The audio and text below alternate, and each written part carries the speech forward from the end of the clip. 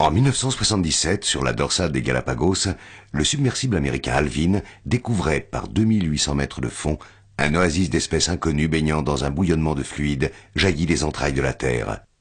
D'où provenaient ces sources? Comment la vie pouvait-elle s'adapter à de telles conditions? Le long des 60 000 km de dorsale, où les plaques océaniques s'écartent, le magma remonte à la température de 1200 degrés.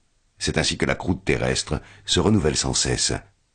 Dans ces profondeurs glaciales, le magma se solidifie, se fissure et se casse, entraînant l'eau de mer à plusieurs centaines de mètres au cœur de la roche en fusion. L'eau se charge en sulfure métallique, puis ressort en geyser à près de 400 degrés. Les sulfures, brusquement refroidis, précipitent et se solidifient, édifiant dans l'axe de la dorsale des cheminées de plus de 10 mètres de haut, les fumeurs noirs.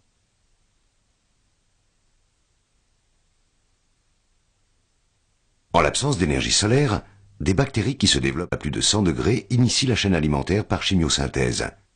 Certaines vivent en symbiose avec un hôte comme le Riftia, ver géant des dorsales du Pacifique, dépourvu de système digestif. Elles lui fournissent des composés organiques en synthétisant les éléments disponibles dans ses branchies. Les vers s'abritent des prédateurs à l'intérieur de leur tube de chitine. Mais leur panache n'échappe pas toujours aux mâchoires du poisson zoarcidé.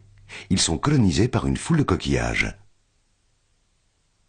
Les vers de Pompéi, les crabes dépigmentés, les essaims de crevettes associés aux dorsales atlantiques s'épanouissent au plus près des sources de chaleur. Les grappes de moules géantes prolifèrent un peu plus loin. Chaque site est différent des autres.